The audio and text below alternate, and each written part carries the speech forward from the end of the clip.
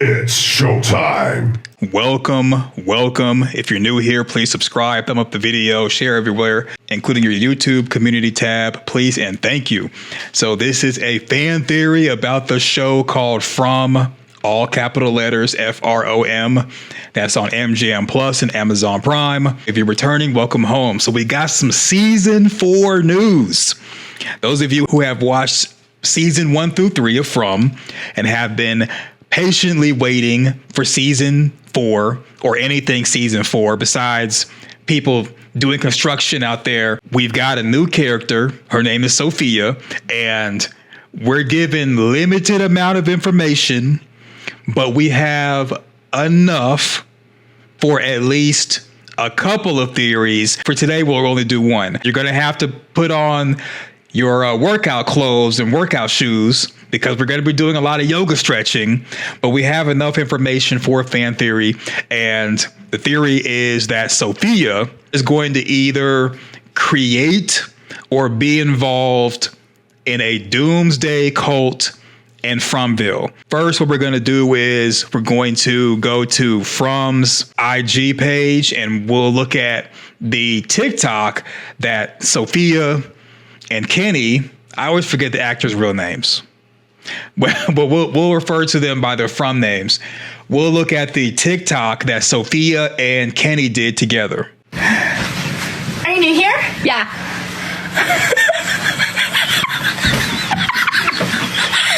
Not much you can really get from that. We do see that the actor who plays Kenny is in his From attire, and we see Sophia in her new attire. And in the comment section for the IG post, it says, she'll learn the Fromily welcomes Julia Doyle to the From season 4 cast. There is next to nothing about the actress Julia Doyle, and people are in the comment section saying, yes, new characters. We love, hate to see it. Can't wait. Just watching From, can't wait for season 4. So here's what we have so far besides that TikTok post. All right, so we're doing a little bit of stalking, a little bit of cyber stalking, if you will. This is Julia's Instagram. Hopefully it's large enough for you to see it, but it's JU1IADOYLE on Instagram. Give her a follow. Build up her followers since she's new to the Fromily. This confirms, because we just saw this TikTok right here on the From's official Instagram page. So this is the actress. And then she has a Deadline casting, which basically Deadline is a web page that actors and actresses use to announce what they're going to be doing as far as jobs. The reason why we're here is we want to see what we perceive to be her natural hair color, which it appears to be, she's a redhead. And unless she wears contacts, which we're assuming that she does not, she could wear contacts, but we're going to assume that she does not wear contacts because in none of the posts that she has on her Instagram, she's not wearing glasses. That'll be a significant thing in a moment. Natural red hair, doesn't wear glasses, and this is all of her posts. On her postings, we can't really see anything From related except for this Deadline entry and this TikTok with Kenny, and perhaps maybe she was given some type of reading materials to prepare for her role as Sophia. We don't know, so we're not going to include that as far as this theory. But so far we have 2 posts that have been pinned, and we see her no glasses, natural red hair. On set, she has glasses on top of her head, her hair being the same color as it is kind of like on set. So the hair is not going to be a part of the theory. Same complexion as it is naturally in real life. I'm assuming and I'm believing that because Kenny has on his attire, that she's got on her attire as well, as far as what she's going to be wearing in the series or season 4. And then the glasses are also a part of her character. So this is the Deadline posting that I was talking about, announces her, Julia Doyle, as series regular for season 4 From. Scroll down and it says Julia Doyle has been cast as a new series regular opposite Harold Boyd for the upcoming 4th season of MGM's Plus's hit sci-fi horror series From. Production is underway in Nova Scotia ahead of a 2026 premiere. So here's the first thing that leads us to the theory. Boyd is like main character. In my opinion, there's like 3 main characters.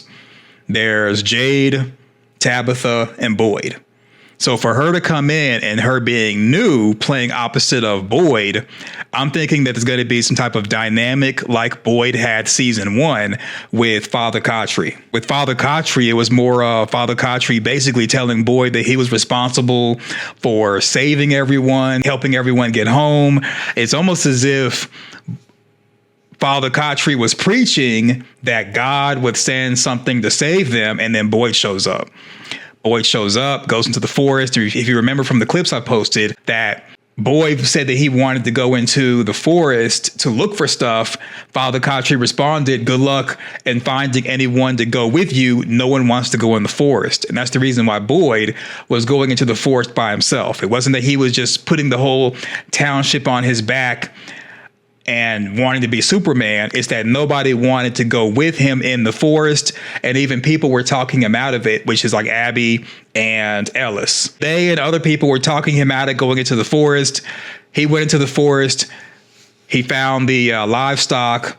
He also found the talisman stones, and that's changed the way of life it was in Fromville, to where someone like Donna, who witnessed her sister be gutted, considered Fromville as being a positive place, better than the real world, just because of the talisman stones and being able to party in Colony House.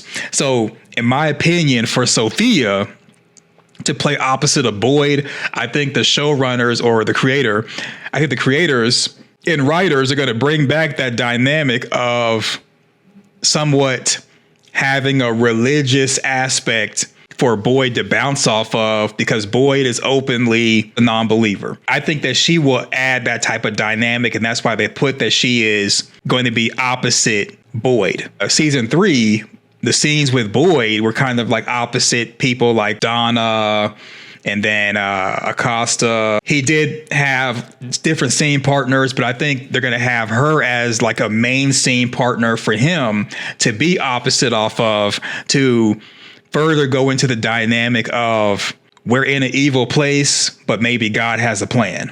I think that's the reason why they named her opposite of Boyd and not anybody else, because of that reason. So Doyle will play Sophia, a sheltered and vulnerable pastor's daughter.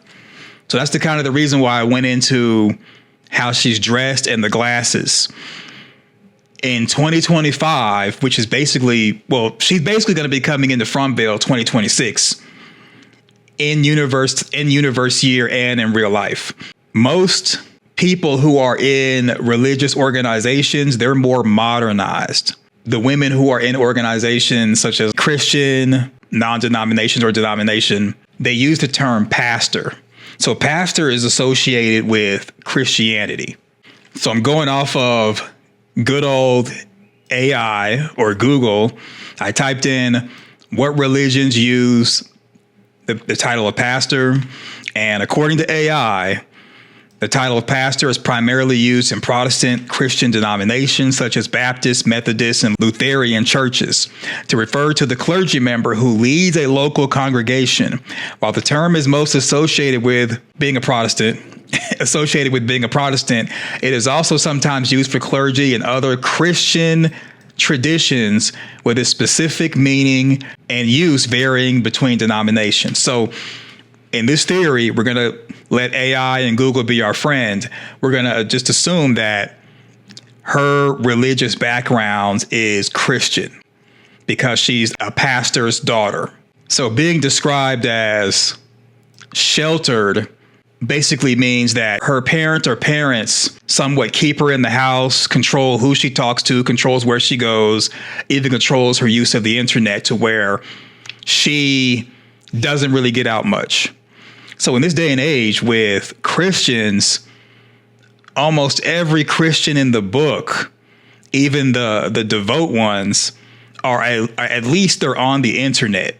And they're also interacting with people at public school, maybe private school. It's very difficult to be sheltered unless you're homeschooled, you live in the middle of nowhere, or you're a part of maybe like a community that's kind of close knit where everyone knows everyone. For this theory, we'll assume that she interacts with the world, but her interaction with people outside of, let's say, her religion and immediate community is very limited.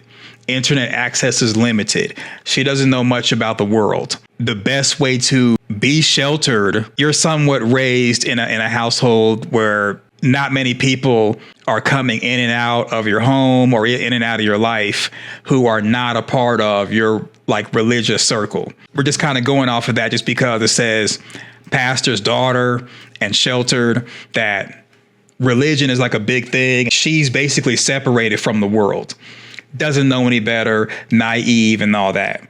But here's the last thing that is somewhat tricky and problematic, the term vulnerable. So normally in movies and television, when you're talking about someone who's vulnerable, it's someone who has experienced trauma. And even though the traumatic situation may be over with, they're still dealing with the effects of that traumatic experience. So an example would be someone who's assault victim, or as a teddy bear, they were abused, or they had unresolved childhood issues, past relationship trauma. They went through something very traumatic and it affects them even though that event is over with, to where they are emotionally a mess, not that stern, not that assertive. They're really affected and vulnerable. I would even describe that Sarah may have been like that, being vulnerable, because she described Nathan as rescuing her, and they were leaving that situation she was rescued from, going in the front bill. So someone who's vulnerable like that, like Sarah, who experienced trauma, in my opinion, who was quote unquote rescued, Sarah somewhat seemed like she may have been sheltered. They'd be more susceptible to hear voices and believe them and be naive than someone who's experienced quote unquote the world and has had a lot of experiences to understand that hearing voices is something that's considered crazy, not, oh, this is God talking to me. Usually someone who is devout as far as religion, they will hear something that's not there or see something that's not there, and they'll just attribute it to religion or to God. And this is all in this theory. I'm not saying that I'm not kicking anybody's back in as far as people who are religious. It's just that usually people who quote unquote grow up in the church and they have not experienced the world and actually interacted with people, good and bad, who are not in the religious community, they're going to be sheltered. They're going to be naive. And every time you ask them a question, the answer is going to be the Bible, this, the word, that, God, this, God, that. They're just like completely sheltered. And so vulnerable, I think that, in my opinion, based off of how characters in movies and shows are described, Sophia has went through a traumatic experience, and she's still dealing with that afterwards and is traumatized. So you got someone in this theory, you got someone who is sheltered, naive about the world, doesn't know anything. They are completely immersed in the religion, and they may have been dealing with some type of traumatic situation, maybe even abuse. And I hate to be the one to say it, based off of the theories that I've had for the teddy bears, who are known as the ghoulish children, ghastly children, and the video that I've made about that, as far as the panda eyes, and even having the marks associated with panda eyes, and the fact that the teddy bears were sacrificed. I'm willing to bet that the show is going to somewhat flirt with the idea of possibly the pastor did something to this new character, and she may have been running away from that. And that's when she went into Fromville. Same way with Father Kotri. And again, this is just based off of maybe her replacing Father Kotri as something to play off of as far as Boyd, because most people in the military are not religious. When you see things as far as combat and you experience certain things, you're like, ain't no way. There's no way there's somebody in the sky watching over. There's no invisible man or woman in the sky. It's just us.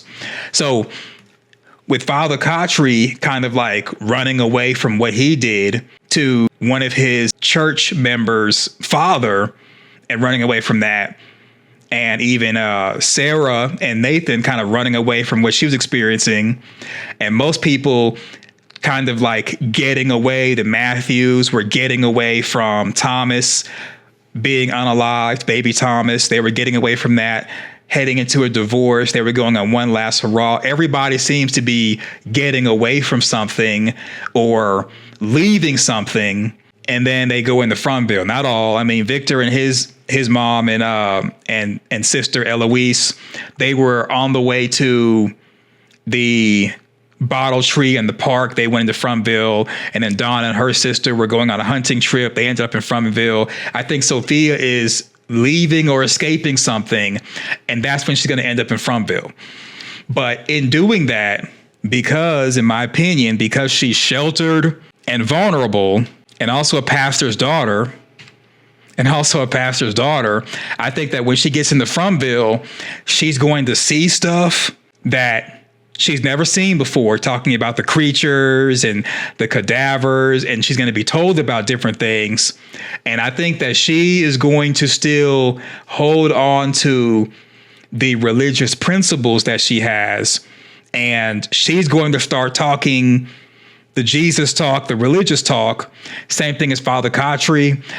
And instead of people having hope like they did when Father Kotri was preaching in the church that they have established there, it's going to be a different effect of people are going to be having the mindset that people normally have when it comes to a cult. And again, it's a stretch, it's a yoga stretch, but here's the reason why I say that. So there usually is like two type of belief systems, religions and cults. The difference between a religion and a cult is a religion follows something based off of a deity, whereas a cult follows something based off of a person. Okay, so with Father Kotri coming in, he introduced the idea of religion. Father Kotri even said that there's no Bible there. He didn't even bring a Bible with him. So he was the only source of religion to give people hope. Well, that hope was taken away when Tien Shen Lu, she lost her life. Father Kotri lost his life. Boyd's going to come back and say that Fatima's baby, my grandson, is Smiley and he's back. So people are going to be like, oh, we can't even eliminate the creatures because they're going to be coming back. Then you got the fact that the people are not sharing information. The rumor mill is going to spread that Fatima took out Tilly. So Fatima took out Tilly. Sarah and Boyd took out Elgin. Donna allowed it to happen in Colony House. Ellis is with Fatima. You can't trust Acosta because she came in pow-powing like Duck Hunt. Kenny lost both his parents. You can't trust him. They got Bacta in there. They'll probably will say Bacta is good, but not Tien Shen Lu. And then also there's a food shortage. Yeah, they have wild vegetables by the settlement, but there's a food shortage. Then they're going to be like, there's a rumor going around that Jim's throat was ripped out. And then, you know, there's going to be a rumor that Jade and Tabitha were married a long time ago. You know, people in Fromville don't really take time out to really explain stuff. So because they don't take time out to explain stuff, people more than likely hear stuff by the rumor mill and they're scared. They don't know what to believe. And if we're dealing with a time jump, that means that it's going to be a lot of despair and depression because the people in the township really haven't had any wins. It's just been a lot of what appears to be half-truths, lies, and misleading information. So I imagine people are going to be going through despair. They're going to be scared. They're going to be just depressed. A food shortage is gonna be there. You drive in a straight line, you go around in a circle, you go into the forest, the creatures may be there. The creatures may upgrade, and instead of them trying to talk people out of the houses or talk them into opening doors, opening up windows, my prediction for season 4 is the creatures step their game up, and instead of them releasing the animals to lure people out of the homes, they're going to start throwing things through the windows or throwing things at the doors to knock the door out, because the talisman stones make it to where the creatures can't open a door or open a window. But I believe they're going to start just throwing stuff through the window, and then that breaks the seal, in my opinion. Because again, remember when Martin was confined in the dungeon, Martin was choosing death over freedom, even with boys showing him the talisman stones. And Martin was like, you think those things that come out at night are what did this? And based off the previous theory that I had, that Martin is in the future. So let's say you're one of those people that are like, no, I believe that Martin's in the past. The ruins in the dungeon are the same place, even though the dungeon's connected to the tunnels. Well, Martin, if he is in the past, he knew what the talisman stones were or are. And the talisman stones were put in the grotto for Boyd, and Boyd found them there. They weren't like in the town. So for Martin to be in the past and know about them, the creature has got to do something to where the talisman stones are no longer worth keeping in town, and somebody put them in the grotto cave for whatever purpose. Or let's say if you're like me and you believe that Martin's in the future. Well, that means that in the future, the talisman stones were effective, but they're no longer effective. I think that Martin's in the future.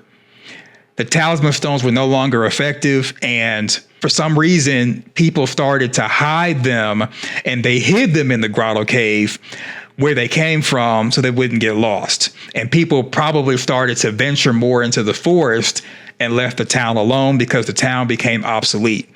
And that's the reason why, in my opinion, when Martin was saying that sometimes you go through the tree, just paraphrasing, that you end up getting stuck, and that's where they get you, whoever they are. So I think that's what happened with Martin and his people. They decided to leave the town, and the talisman stones were somewhere useless outside of the homes, and they put it in the grotto cave in case they decided to come back or whatever.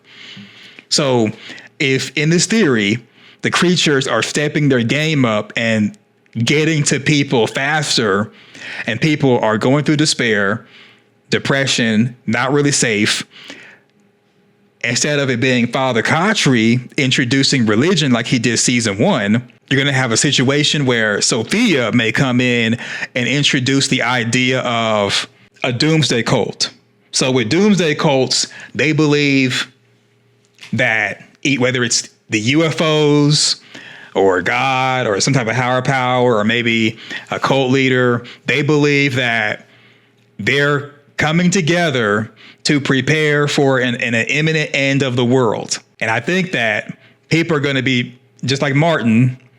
They're going to be like, you know what? What's the point of living? I can just end it all and just get up out of here.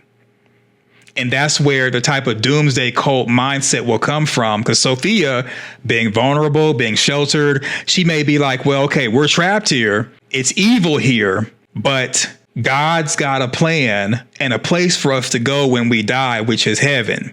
And people are going to be like, well, if we're going to go to heaven when we die, why don't we just doomsday it up and get up out of here?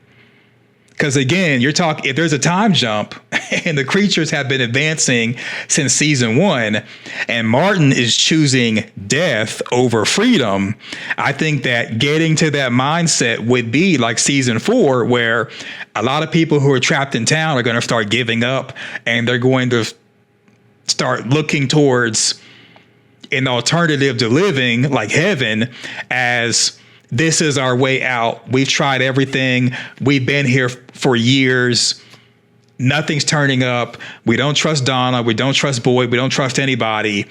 And usually that's where, when someone religious comes and they start talking religious, talking spirituality, most people will start to kind of go into a doomsday cult mindset, especially if they feel stuck or feel lost. Okay, so I put Sophia's dress into Google. This is the front of it. This is the back. You can kind of see it when she's doing the running. She got the long flowing hair that's not like tied up or in a style. Most of the time with modesty, they want your hair to be covered.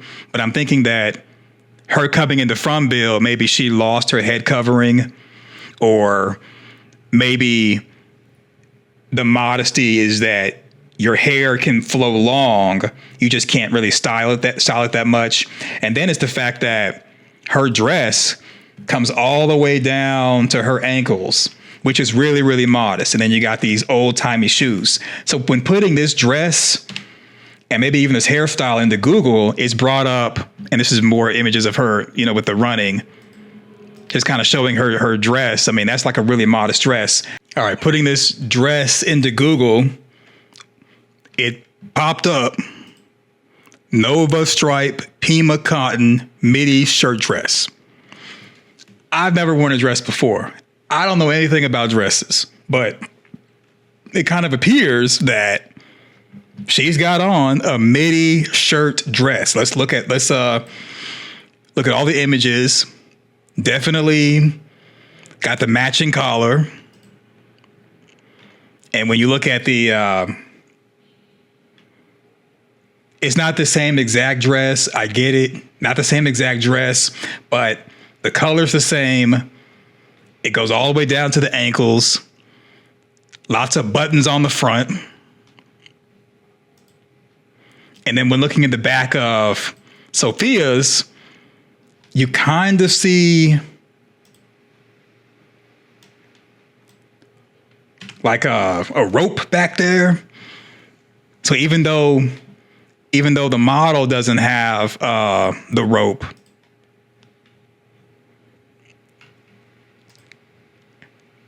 the back of it kind of does look the same, as this is a midi dress.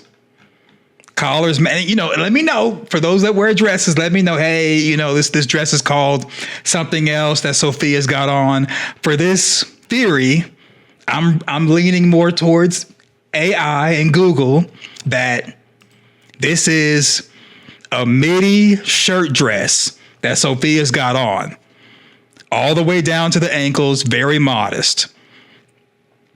So Sophia appears to be kind of like a teenager, maybe early 20s, around that time frame, like the actress who plays her, who's like 22 or in her early 20s. So for someone in their early 20s to wear something like this, even the church, when normally you would have like an older woman who's married who would wear this, kind of solidifies her being sheltered and really devout as far as religion. That's why I say when she, in my opinion, in this theory, and I could be completely wrong, I could be completely way off, could be completely wrong, but in this theory, she comes in vulnerable, scared, sheltered.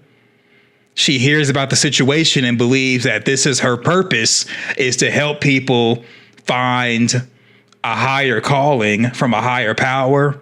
And through leaps and bounds, it kind of goes into doomsday cult territory, especially with her being vulnerable and not thinking straight. So with those bifocals on her head, not cool at all. And with a midi dress, not cool at all either, as far as being cool for school. She just seems like she's a nerd. She's sheltered, again, doesn't know any better. And according to Google, religions that wear midi dresses, I'm pretty sure all of them do. But for this theory, we're going to go off of what popped up first. And it's certain Christian denomination, because again, the term pastor, according to AI, is normally associated with Christianity. So we're going to focus on Christian denominations such as Amish, Mennonite, Pentecostal, and Hindu. And we're going to just say, you know what? The Mennonites are more modern and they dress more modern. she may be not necessarily Amish. She may be, somewhat like Pentecostal, where it's all about modesty. They push that. She's the pastor's daughter, sheltered, vulnerable. She could be something like Pentecostal. I want to say Amish, but I don't know. I'm going to lean more towards Pentecostal. And a lot of the Christian religious groups preach modesty on women. A lot of them have religious leaders that touch teddy bears, and they're able to run amok as a wolf in sheep's clothing or a wolf in shepherd's clothing because the congregation, the religious community, either looks the other way or says what goes on in the house stays in the house. Or the third option is where they say that in the Bible days, men had relations with teddy bears or multiple wives, like that kind of Mormon type of stuff back in the day. And so with her being sheltered, vulnerable, pastor's daughter in the midi dress when she comes into town, modesty, the yoga stretch that we're doing is that she may come from a community that's extremely oppresses and suppresses women, because when it comes to religion, most of the religion doctrine is oppressive and suppressive to women. Okay, don't argue with me. Argue with the religious books. Okay, so most of the religious books and religions are oppressive and suppressive to women, where they want you to be modest and covered up. Maybe you can have your hair out for Pentecostal. I don't know. But I'm thinking that would be more towards leaning into the idea of someone who comes in brainwashed by religion, sheltered, vulnerable, sees what's going on in Fromville, and immediately starts praying and thinking, God sent me here for a purpose. The purpose turns into saving people, and the saving may turn into somewhat of a doomsday cult. I'm just saying. Okay, that's the yoga stretch that we're doing with this theory. Is she comes in like that, and Boyd might be coming to her like, hey, the real world is not like that. She ain't trying to hear it because she's sheltered, because she's focused on her faith, pastor's daughter, vulnerable. She ain't trying to hear it. This is her purpose, and she may even feel guilty about things that have happened to her, and this might be her way of redemption. And again, it's kind of like going down the route of Father Kotri, where he was running away from something and ran into Fromville. She may be going through the same thing. May be hard to believe that a doomsday cult could be in Fromville, but when you're talking about a time jump and everything that everyone has experienced, a lot of people are going to be somewhat losing hope. And I'm not saying that the main cast would be in a doomsday cult, but perhaps the people who are in the background characters that get left in the dark, that usually end up becoming victims of creatures. They're confused. No one's telling them anything. They saw Dale become one with the pool after going through the faraway tree. Food is scarce. Tilly was taken out. They heard Fatima was pregnant. Now she's not pregnant. Smiley's back. The creatures are amping their game up. Someone found Jim with his throat ripped out. Jade and Tabitha are talking about they were reincarnated from a previous life. Boyd's wife was shooting everybody. He took her out. Then you got Elgin. His eye was popped out and he was tortured. People don't know why. Elgin went crazy and kidnapped Fatima. When all this stuff comes out through the rumor mill, and it will, people are going to be like feeling hopeless and lost. And someone like Sophia in this theory would come and say, you know what? Maybe the answer is speeding things up and checking out, no different than Heaven's Gate and the rest of them. And maybe people will start drinking the Kool-Aid. So again, this is a stretch. It's a yoga stretch. I could be completely wrong, could be completely off. Time for the best part of the broadcast.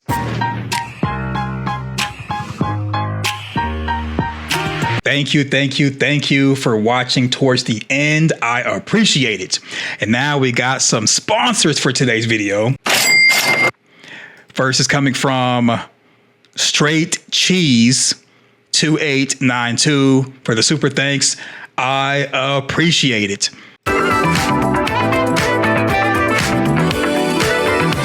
Yes, the Amanda theme. Thank you, Amanda Kenny 4997 for the super thanks and for being a channel member. Thank you, thank you, thank you. I appreciate it. Thank you, thank you, thank you. She says, thanks. I appreciate it.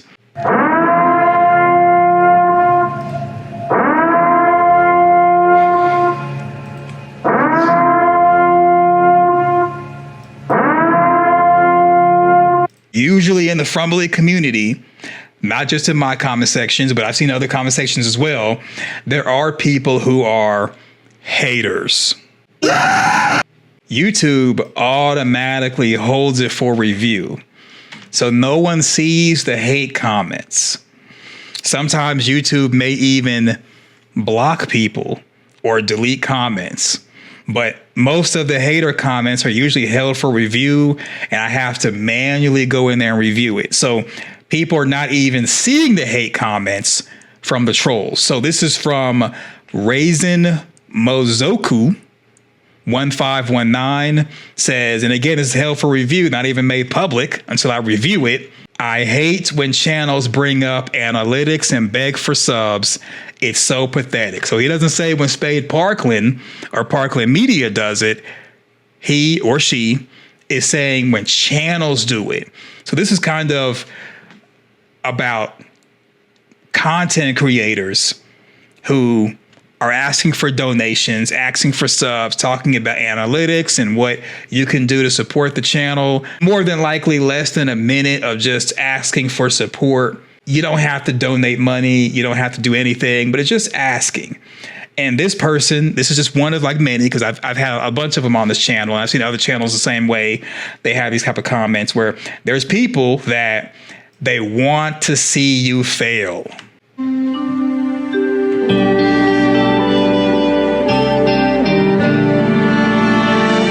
Yeah, they want to see not just me, but everyone else fail. Some of you all may want attention. You may want my attention. I'll be your YouTube social media daddy and give you attention. Comments like this are negative. They're anti-progress. This is stuff that makes the Frumbly have bad experience, not just as a content creator or when people do panels, but even in the comment section. So if you want a toxic-free environment, this channel can provide that for you, and you can see that it's held for review. And I usually, when I see people making comments that are negative towards other people in the comment sections or myself or other content creators, I usually leave it held and let YouTube deal with it. But just letting you all know that I may start giving you the attention that you want because it's fun. Okay, so yeah, this type of stuff is negative. It's a hater. You wanted your 5 seconds of fame. You got the attention. Go forth, do great things. So what do you think about the theory of Sophia possibly being involved with or creating a doomsday cult? It's a stretch. It's a yoga stretch. I could be completely off. We'll see. We'll see. And as more stuff comes out as far as season 4, I may make more theories and more predictions and give commentary on it. If nothing else comes out, then we'll go back to going through all the 1,000 theories I have for seasons 1 through 3 on MGM Plus and Amazon Prime. So thanks for watching. Go forth, do great things, and I'm out. Peace.